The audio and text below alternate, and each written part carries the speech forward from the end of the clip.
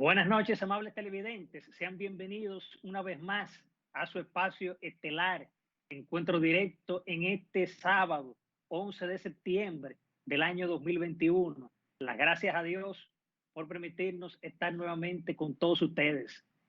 Buenas noches, Karina Sánchez Campos.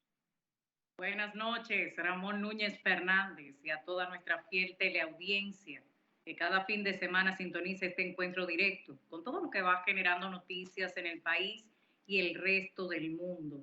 Este sábado arribamos al 20º aniversario de aquel cruento atentado en los Estados Unidos, y resulta, más allá de curioso, hasta alarmante las declaraciones que precisamente a horas de llegar a este 20º aniversario emitiera el jefe del Pentágono en los Estados Unidos, cuando refería que se espera que Al Qaeda intente reconstituirse en Afganistán, como si fuese una sorpresa el beneplácito de los talibanes. Pero así sigue girando el mundo, Ramón, también con otros temas de interés completamente locales. Y es esa percepción que sin duda es parte de una realidad con respecto a la delincuencia, a raíz de unas declaraciones que surgen de un informe compartido por el director de la Policía Nacional, cuando aseguraba que la delincuencia común, alias raterismo, había descendido en aproximadamente un 24% cuando se establecía la comparación hacia el año 2019, tomando en consideración algunos factores que tienen que ver directamente con la pandemia, pero no hay licencia para los delincuentes, ni siquiera por una pandemia. De manera que hay algunas variables que deben de ser analizadas a mayor profundidad. Recordar que la fiebre no está en las sábanas, Ramón. Básicamente, Karina, esta es una situación que no solamente ha surgido en este mismo gobierno, sino hasta en gobiernos anteriores, el tema de la delincuencia, de la criminalidad, y justamente sacerdotes, obispos, el Consejo Nacional de la Empresa Privada y diferentes sectores han hecho lo que es la voz de alarma con el aumento de la criminalidad y delincuencia.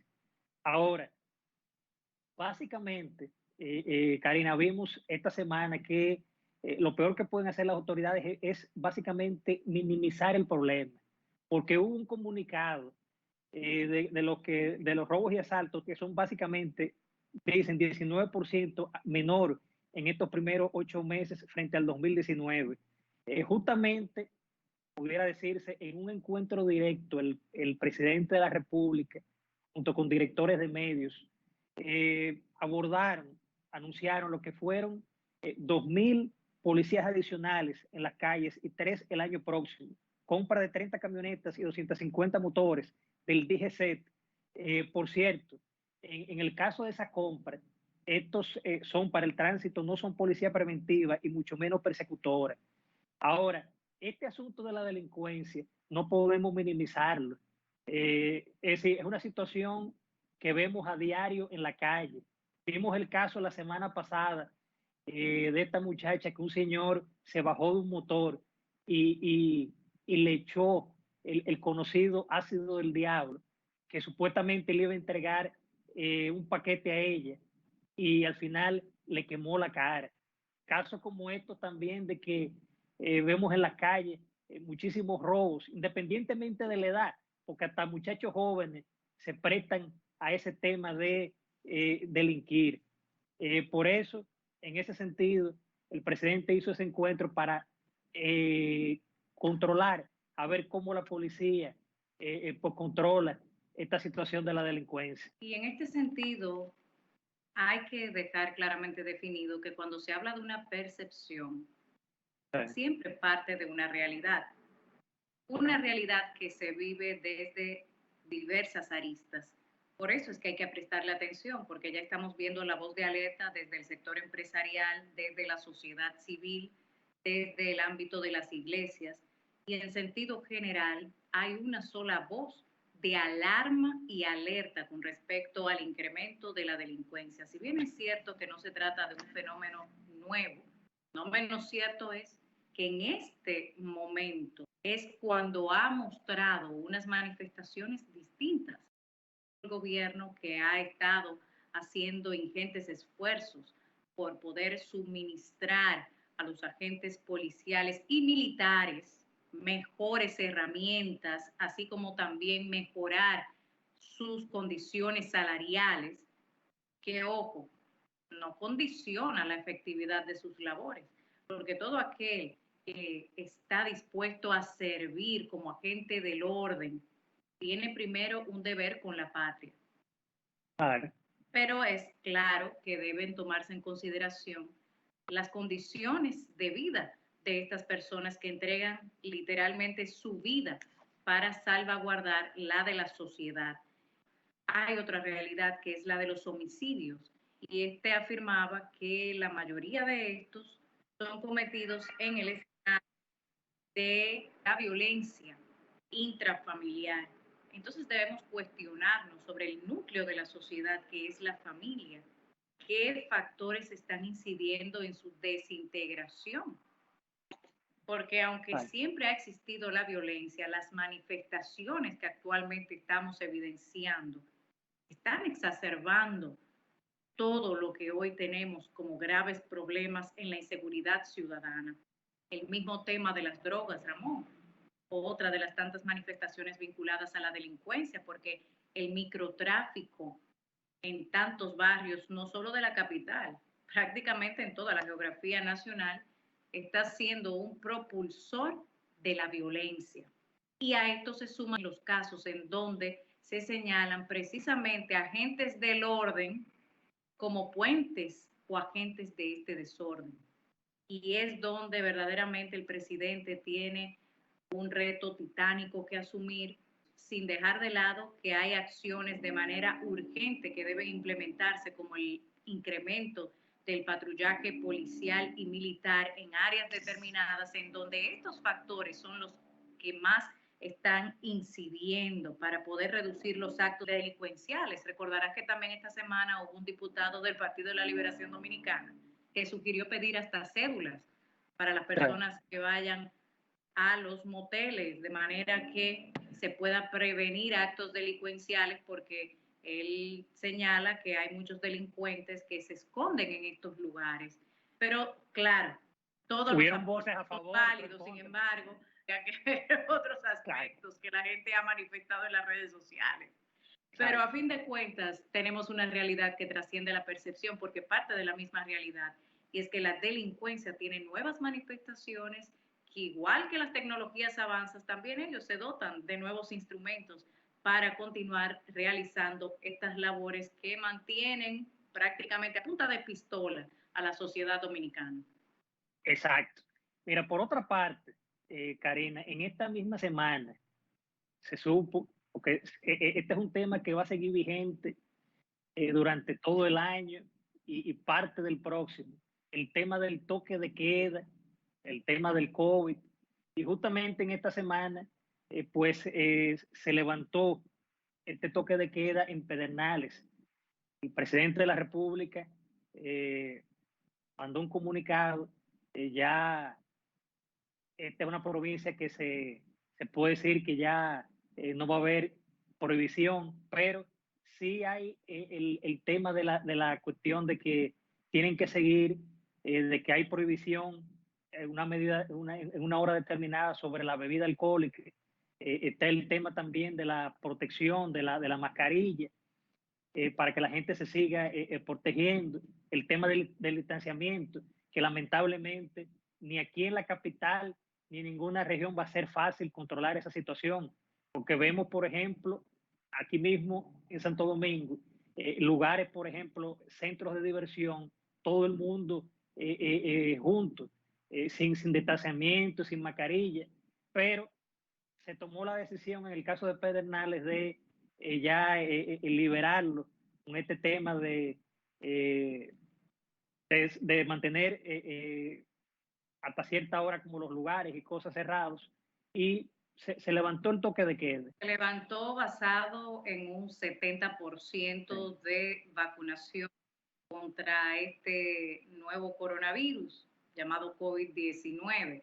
Sin embargo, hay que tomar en consideración una serie de factores que parten de la realidad, y es que ni Sinovac, que es una de las casas farmacéuticas que se encuentran en la República Dominicana ofreciendo este tipo de inoculaciones, así como también AstraZeneca, en ninguno de estos casos señalan la posibilidad de alcanzar inmunidad colectiva con estos fármacos experimentales. Incluso el desarrollador de la vacuna AstraZeneca señalaba que la inmunidad colectiva al COVID-19 a través de la vacunación no es una posibilidad. El virus se volverá estacional, palabras del profesor Andrew Pollard, quien es director del Oxford Vaccine Group, que desarrolló la vacuna AstraZeneca. Dice que es imposible, Ramón, lograr la inmunidad colectiva contra el coronavirus, y cita también la llamada variante Delta, que vale destacar que está presente tanto en inoculados como en no inoculados, de manera que ambos grupos se encuentran en la misma posición tanto para contagiarse como para propagar. Son de los puntos que debieran abrirse a un debate médico-científico unido a la sociedad civil para compartir sus genuinas inquietudes, porque ya también se han sentado precedentes en algunos lugares, tanto de Europa como de Estados Unidos, encabezándolo profesores de facultades de derechos en importantes universidades, que apelan a la inmunidad natural como una medida de excepcionalidad a la vacunación obligatoria, y han ganado sus casos amparados en esa realidad de la evidencia científica, porque obviamente no puede pretenderse medir con la misma vara a todo ser humano. No todas las personas tienen igual sistema inmunitario y no van a reaccionar de la misma forma a un mismo fármaco. Son muchas las preguntas que quedan, pero la más importante de todas, ¿por qué basar una medida de levantamiento de restricciones en un porcentaje de inoculación con miras a una inmunidad colectiva que las propias farmacéuticas niegan su posibilidad? Muchas preguntas que ojalá se abran a un debate nacional para poder obtener respuestas oportunas, y con esto también seguridad y efectividad en los tratamientos contra esta enfermedad que al día de hoy mantiene su letalidad en un 1%. Así mismo. Bueno, Karina, nos vamos a una pausa comercial y en breve volvemos con el segundo bloque de comentarios.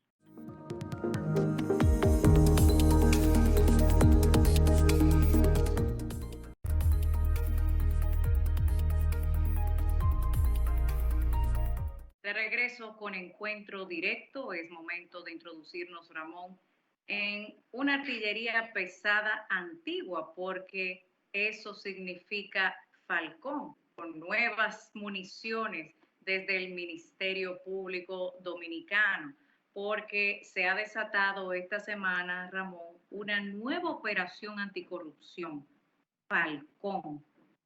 Y es curioso, Ramón, porque hay un ave rapaz que pertenece a la familia de los falcónidos, y pareciera que de hoy en adelante estos hasta ahora 12 detenidos formarán parte, que hasta ahora, señala la magistrada Jenny Berenice Reynoso, están siendo investigados por narcotráfico y lavado de activos a través de una banda de enormes proporciones que incluso llegaba hasta Puerto Rico, traficando sustancias ilícitas entre el año 2016 y el año 2019, en donde, entre otros, hay involucrados hasta una presentadora de televisión, legisladores, políticos, toca de cerca partidos políticos por igual, de manera que esto apenas inicia, porque a medida que pasen los días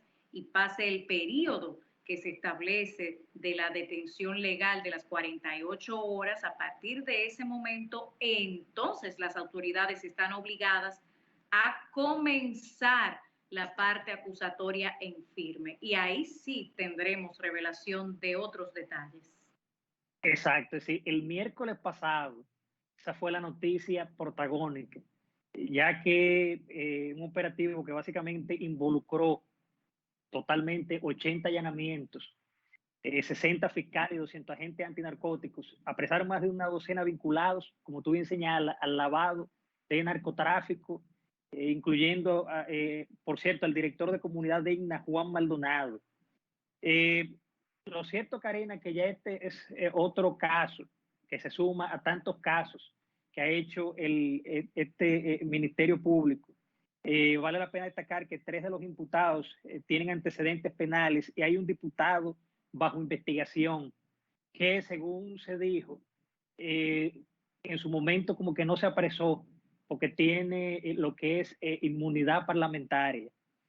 Con la operación Falcon, básicamente las autoridades del Ministerio Público aceptaron un nuevo golpe, Karina, a lo que fue el narcotráfico y al lavado de activos, que vuelve a salpicar básicamente a figuras políticas con posiciones en el gobierno y también legisladores. Como bien habíamos señalado, hay una serie de personas que están vinculadas a este caso. Están detenidos, además de Maldonado Castro, Juan José de Cruz Morales, María Olimpia Taveas Rodríguez, Lenin Vladimir Torres, Rafael Alberto de Jesús y Marisol López Ceballos. Pero sonó mucho también, como yo había mencionado, el primero que fue un funcionario de el director de Comunidad Digna. Este es un caso que va a seguir siendo también, van a seguir apareciendo tal vez más personas involucradas en este hecho. Que de hecho el presidente Abinader, posterior a lo que fue de conocimiento público con esta detención, inmediatamente suspendió en sus funciones al mismo, mientras se esté llevando a cabo la labor de investigación. Es lo correcto para que no interfiera con el debido proceso. Y evidentemente, como ya ha pasado con otros casos, en el caso que lo amerite, una destitución formal. Esta banda de enormes proporciones, de acuerdo a las declaraciones de la magistrada Jenny Berenice Reynoso, busca ser desmantelada en su totalidad, enfocada en narcotráfico y lavado de activos. Tenía una serie de actores políticos y congresuales importantes, no solo del presente gobierno, sino también de pasadas gestiones. Por eso me hace recordar en el artículo 146 de la Constitución, cuando establece la proscripción de la corrupción. Muchos prefieren cambiar la O por una E y prescribirla. Y es la diferencia que está llamada a realizar precisamente la Procuraduría General de la República, en esta ocasión con la Dirección de Persecución que encabeza la magistrada Jenny Berenice Reynoso, porque así como se condena en la Constitución toda forma de corrupción en los órganos del Estado, también desde el Estado lo que se ocasione hacia afuera, no solo en perjuicio directo del propio Estado, sino utilizando las plataformas y las estructuras estatales para corromper otras áreas, porque también se habla de corrupción en el ámbito privado, pero utilizando como puente lo público. Exacto, por eso, Karina, en ese sentido, justamente a raíz de esta situación, en esta semana el vicepresidente ejecutivo de la Fundación de Finjus, Servio Tulio Cataño Guzmán, él consideró como que este tipo de casos refleja las debilidades de los órganos de inteligencia del Estado al no poder detectar a tiempo las vinculaciones, porque son casos que, por ejemplo, vimos aquí esto, pero puede ser que surjan otros casos similares. Él destaca que básicamente son debilidades en estos organismos. También que los partidos deben ser más cuidadosos para evitar que personas ligadas a lo ilícito penetren a la política y obtengan candidaturas sin ser líderes a lo interno de la organización ni tener carrera política, porque lamentablemente en esta situación del miércoles pasado se da a entender y se da a conocer hasta políticos, figuras políticas, hasta del propio gobierno y también políticos en sentido general, funcionarios. Muchos de los cuales están actualmente detenidos con procesos que se llevan a cabo incluso hasta en los Estados Unidos.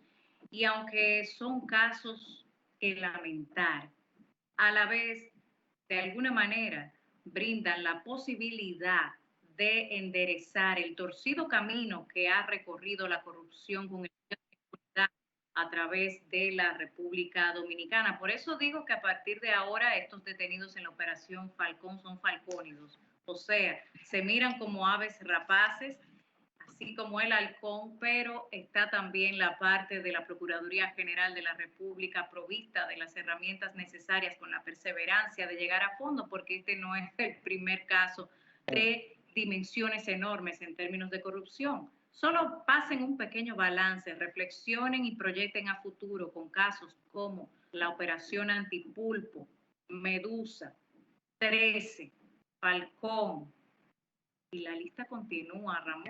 Quedamos cortos porque esa es la manera en que se comienzan a ordenar los factores que inciden en la sociedad, llamando cada cosa por su nombre y actuando en consecuencia.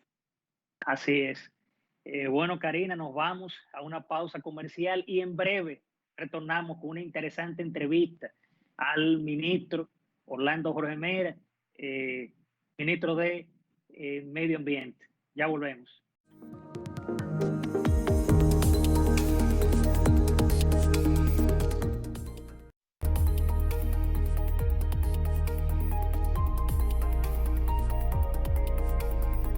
Y bien, amables televidentes, en la entrevista estelar de Encuentro Directo nos honra con su participación la noche de este sábado el licenciado Orlando Jorge Mera, ministro de Medio Ambiente y Recursos Naturales. Bienvenido, licenciado. Buenas noches. Buenas noches, muchas gracias por la invitación. Gracias, licenciado, recibirle con tantos temas de interés nacional. Gracias, sus órdenes. Bienvenido. Licenciado, ¿cuál sería su balance en términos general de su gestión durante este primer año? Miren, nuestra gestión en este primer año ha estado muy enfocada en varios aspectos, pero el primero, que es fundamental para mí, es el de colocar en el epicentro de la ciudadanía el Ministerio de Medio Ambiente y Recursos Naturales, que estuvo por muchos años, en algunos casos en abandono, en otros casos muy mal visto por la generalidad de los dominicanos, y por lo tanto el reto nuestro ha sido el de colocar este ministerio a las órdenes de los dominicanos, a que los dominicanos se puedan comunicar con nosotros, a poder darle respuesta a cantidad de situaciones que tiene el territorio nacional con respecto al medio ambiente, y esa ha sido la primera tarea.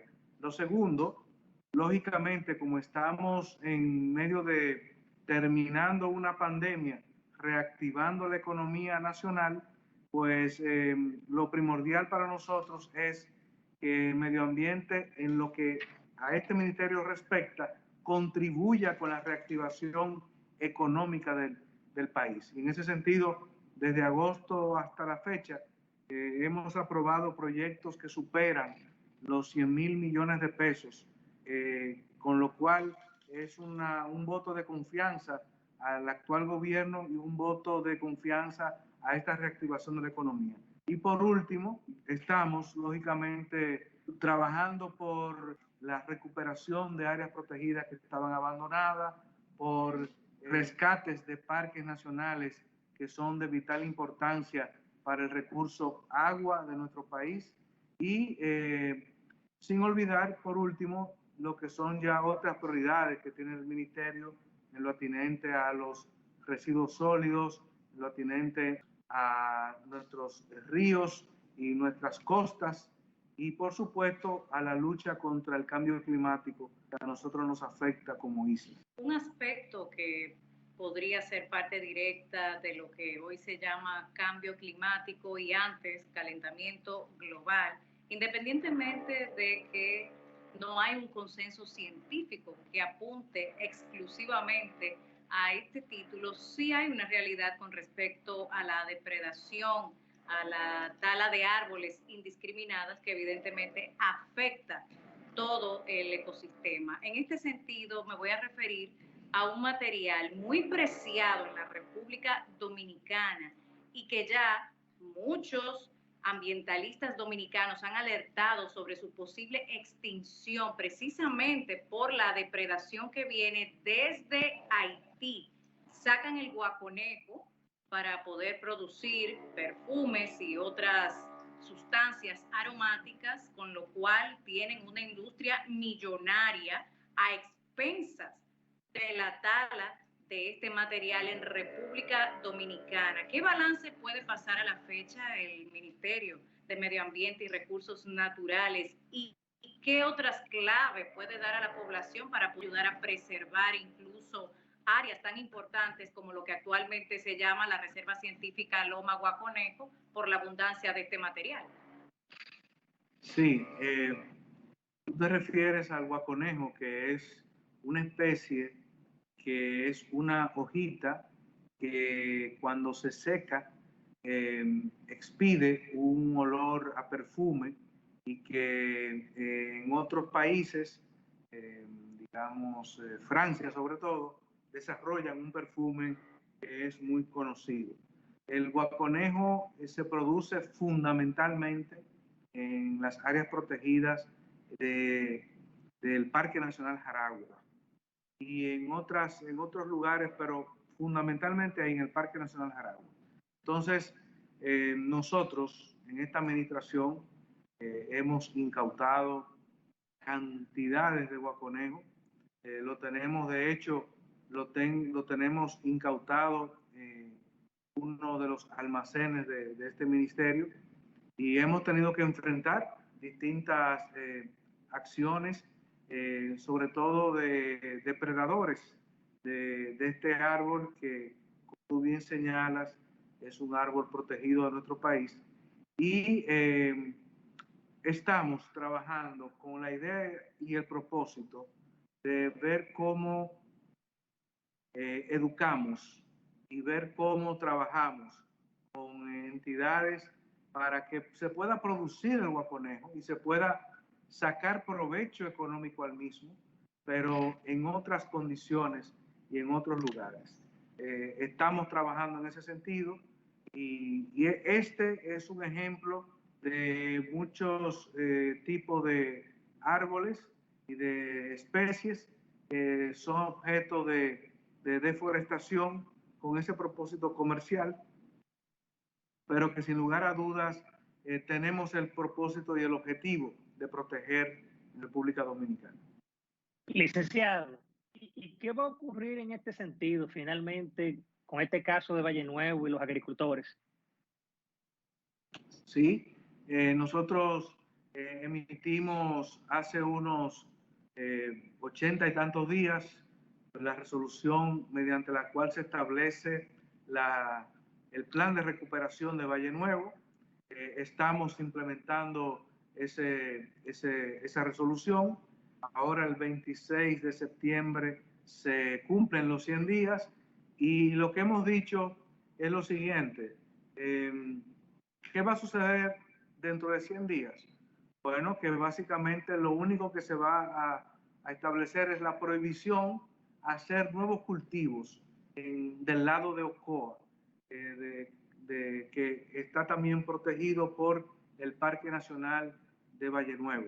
Importante aclarar lo siguiente: Valle Nuevo tiene una extensión de 915 kilómetros cuadrados. Solamente del lado de Ocoa estamos hablando de 115 kilómetros cuadrados. Por lo tanto, es un área muy limitada y pequeña la que nosotros estamos interviniendo. ¿Con qué propósito? Con el propósito de preservar la cuenca del río Ocoa, que está seca totalmente, y la cuenca del río Las Cuevas, que solamente sale una hilacha de agua, como consecuencia de una agricultura insostenible que se ha hecho por muchos años en esta parte, y también la ganadería en montaña, que también se ha hecho. Entonces, nosotros estamos actuando para preservar el recurso agua, no por esta generación, no por la generación de ustedes, ni por la mía, sino por las que nos siguen detrás de nosotros. la de nuestros hijos y nuestros nietos, que necesitamos que los próximos 40, 50 años poder garantizar el recurso agua, que es de vital importancia. Entonces, con la Asociación de Productores de la ORMA, nosotros nos hemos reunido en 3 oportunidades, queda pendiente una última reunión. Hemos actualizado un censo tanto de viviendas, un censo social como un censo agrícola, y esperamos ya en la próxima semana poder compartir con ellos los resultados de este censo y buscar una solución respetando el debido proceso, respetando los derechos de los ciudadanos que están involucrados en esto y sobre todo con el único propósito e interés de buscar una salida integral tanto a ellos como a un problema que tiene el país con la recuperación del Parque Valle Nuevo. Otra preocupación medioambiental es la contaminación propiamente hablando. Un ejemplo concreto, el vertedero de Duquesa, que de manera muy frecuente suele ser un dolor de cabeza para los dominicanos. ¿Cuáles medidas definitivas están en el panorama? Porque ya se ha hablado de clausurar el mismo, sin embargo, quisiéramos alguna actualización a través de actos concretos. Sí, bueno, el acto más concreto es que ustedes habitan, al igual que yo, aquí en la ciudad de Santo Domingo, y desde que estamos en estas funciones, desde hace un año y pico, ustedes nos ven la humareda que tradicionalmente expedía este vertedero, porque nos hemos dedicado a trabajarlo y a cuidarlo en términos medioambientales. Lógicamente, hemos dicho que Duquesa se va a producir el cierre técnico de Duquesa, que los cierres técnicos duran de 4 a 5 años, y vamos a buscar otro inmueble en donde vamos a establecer un vertedero a cielo cerrado, es decir, un vertedero con todas las condiciones establecidas en la nueva ley de residuos y del cual podamos entonces sentirnos orgullosos los dominicanos. Bien, licenciado, con su permiso, los amables televidentes, nos vamos a una breve pausa comercial y regresamos en breve con la entrevista estelar de Encuentro Directo.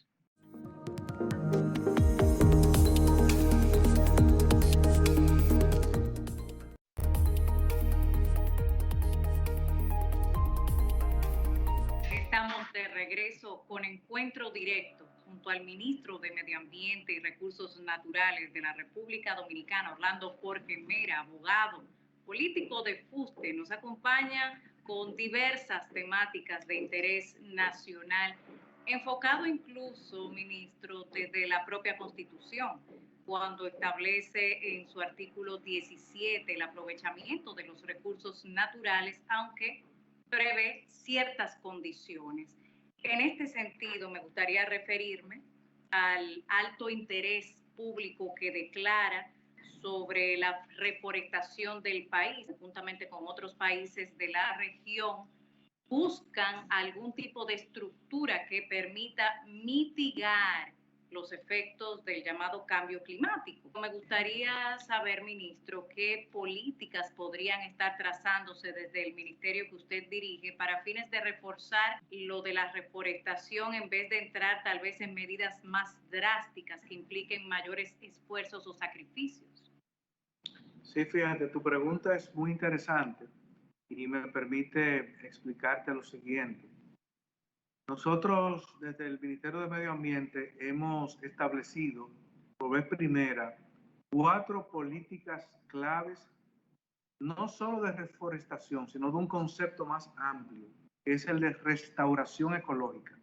Es decir, lugares que antes eran, por ejemplo, minas, eran minas de granceras, o también propiamente minas de materiales de productos metálicos, se hace necesario su restauración, es decir, colocarlas en la misma condición en la que fueron encontradas, con la debida reforestación necesaria. Entonces, ¿qué estamos haciendo? En primer lugar, estamos plantando mangles en las costas de República Dominicana, que no se había hecho con una decisión política clara y definida. Y estamos haciéndolo siguiendo las rutas de los huracanes. ¿Por qué? Porque la mejor protección que tiene un país, una isla como la nuestra, es una protección natural. Y el mangle es una protección natural para evitar que los fenómenos atmosféricos lleguen con toda la fuerza y la dimensión que normalmente tienen, y los mangles se constituyen una especie de freno que los detiene un poco y que la furia que traen se controla.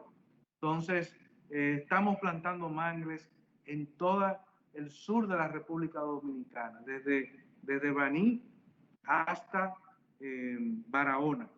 De igual manera, estamos plantando árboles de protección en la zona fronteriza del país. Haití tiene un proceso de desertificación sumamente avanzado. Apenas el 0.4% de todo el territorio haitiano está plantado de árboles. Por lo tanto, hay un proceso de desertificación muy profundo. Necesitamos detenerlo en la zona fronteriza. Y estamos entonces plantando árboles de protección desde Carrizal Elías Piña hasta Restauración de Jabón. Por otra parte, seguimos con las jornadas de reforestación en las áreas de protección. Y finalmente, y es lo más importante, estamos plantando y restaurando ecológicamente las principales cuencas hidrográficas de la República Dominicana. Léase, hemos iniciado en el río Nizao, en la cuenca alta del río Nizao, en la cuenca alta del río Yaque del Norte, cuenca alta del río Yaque del Sur, la cuenca alta de los Sama y la Isabela, la cuenca alta del Yuna y del río Camú y del río Macasías en la frontera del país. Estamos, por lo tanto, nuestro propósito es el siguiente: generar unos 8.900 empleos verdes.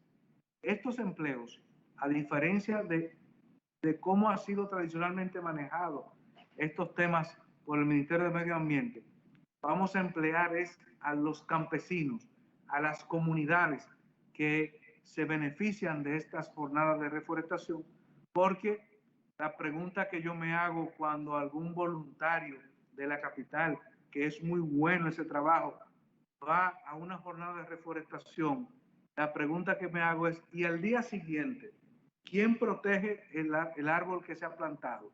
Bueno, entonces nosotros hemos dado un giro y hemos colocado al campesino de esa zona para que se convierta en una especie de pago por servicios ambientales, entonces en un protector de estas zonas, y pueda entonces recibir un salario para el cual pueda mantenerse sin necesidad de destruir las áreas o zonas reforestadas. Y entonces así podemos nosotros tener una vigilancia permanente, pero al mismo tiempo ayudamos a los dominicanos y dominicanas, sobre todo campesinos, en estas tareas.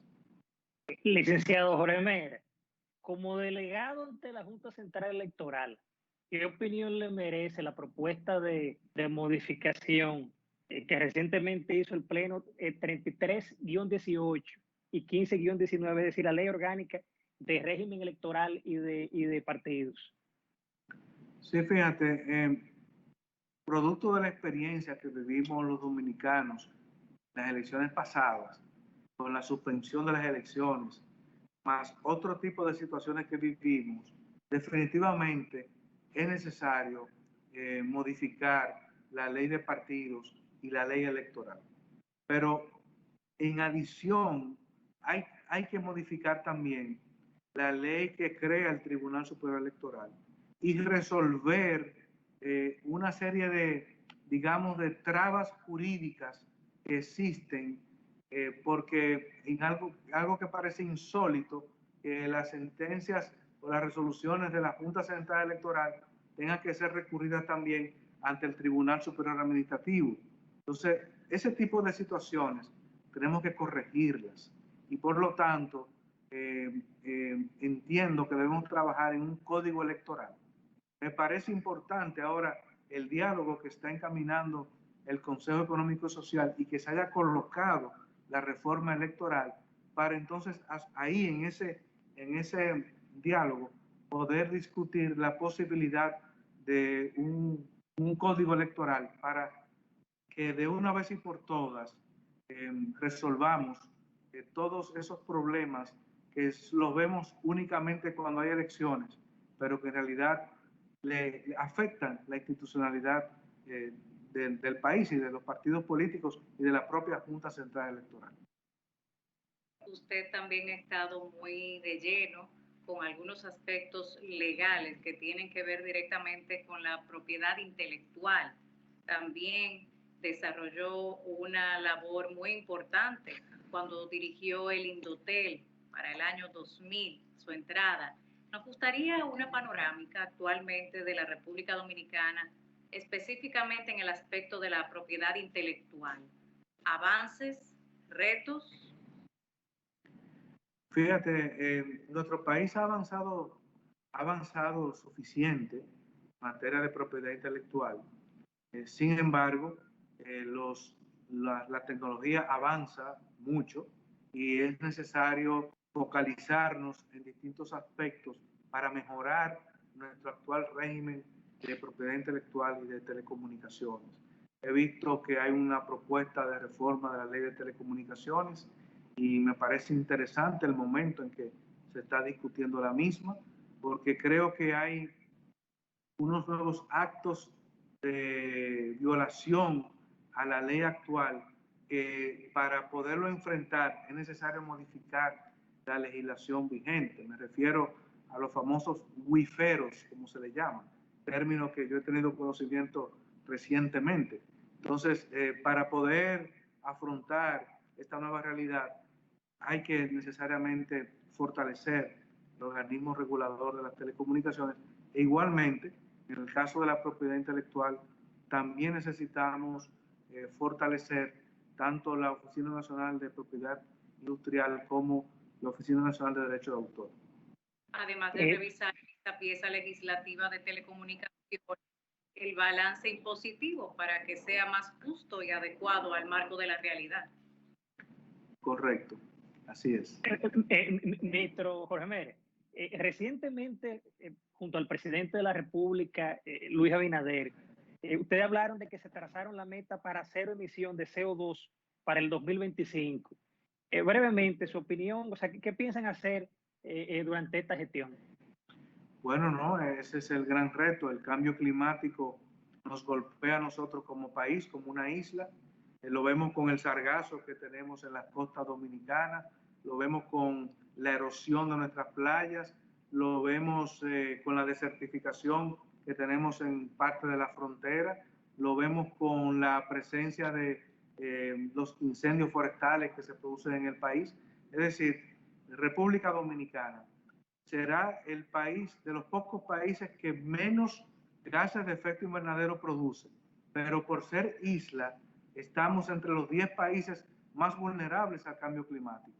Por lo tanto, tenemos que tomar acción en estos temas. La acción no solamente puede ser en mitigación, tiene que ser en adaptación, pero al mismo tiempo necesitamos buscar financiamiento.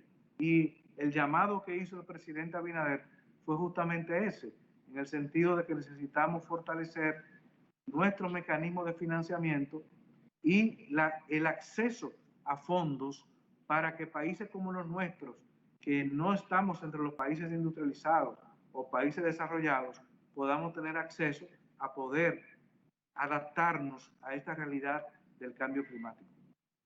Aunque vale destacar también, ministro, que estoy completamente segura que durante su gestión también se plantearán de manera detallada los puntos, porque hay algunas áreas que se le atribuyen al cambio climático que tienen más que ver, como el caso de la desertificación, con cosas como las que suceden con nuestros vecinos haitianos que vienen a depredar nuestros bosques en la República Dominicana y evidentemente impacta en este tema. También ha habido algunos científicos y ambientalistas a nivel mundial que se han puesto de acuerdo en sugerir que incluso se hable de algunas consecuencias que a su entender podrían resultar positivas con respecto al aumento global de las temperaturas, pero eso evidentemente conllevaría un diálogo abierto mucho más ampliado para poder valorarlo a la luz de la República Dominicana. Mira, nosotros inicialmente hicimos un diálogo con Haití. Ese diálogo fue bastante importante para fortalecer la capacidad hídrica en las cuencas del río Artibonito, en la frontera, que es de vital importancia. Yo estuve hace como 20 días en el río Artibonito y la verdad que el río se mantiene en muy buenas condiciones, pero necesitamos fortalecerlo y trabajarlo. Es el único río que es binacional de los ríos que están en la frontera. Por lo tanto, necesitamos fortalecerlo. Lamentablemente, los últimos hechos políticos acontecidos en Haití han un poco desconectado nuevamente la capacidad la facilidad de comunicación que teníamos, pero ciertamente es una de nuestras prioridades trabajar con la República de Haití para eficientizar y mejorar nuestra protección al medio ambiente en la frontera. Bien, licenciado Orlando Jorge Mera, solo nos resta agradecer su participación aquí en Encuentro Directo. Muchas gracias.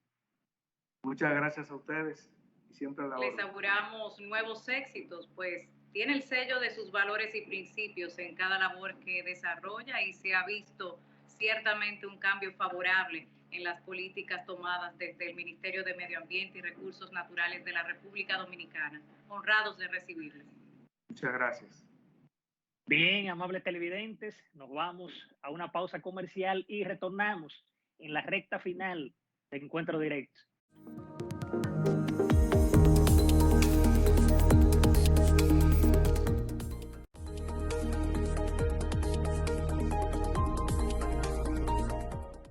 Hay posiciones que no son populares, aunque sí correctas. Asumirlas es la diferencia entre pasar sin pena ni gloria o trascender, conforme a nuestra esencia. Afirmaba el historiador y militar ateniense Tucídides, el secreto de la felicidad es la libertad, y el secreto de la libertad es el coraje. En su obra Historia de la Guerra del Peloponeso, relataba el combate entre Atenas y Esparta por poder, en medio de la cual embiste la plaga de Atenas, una epidemia que se tornó devastadora a raíz de una estrategia que resultó ser arma de doble filo, expandiendo rápidamente la peste entre los atenienses. Sin embargo, pudo evidenciar que los recuperados quedaban protegidos de la enfermedad, no se infectaban una segunda vez, principio básico de inmunología. Pero con la plaga física llegó otra, moral, abandonando la fe, el decoro y la ética en Atenas. El caballo de Troya de la ambición hegemónica le llevó de la decencia a la decadencia, cayendo en la llamada trampa de Tucídides para sellar su contraproducente declive. Una lección aprendida sobre la inmunidad observada en medio de la guerra es que esa resistencia frente a determinados patógenos se da natural o adquirida ante la evidencia de los hechos, como con el virus del socialismo que muta en comunismo.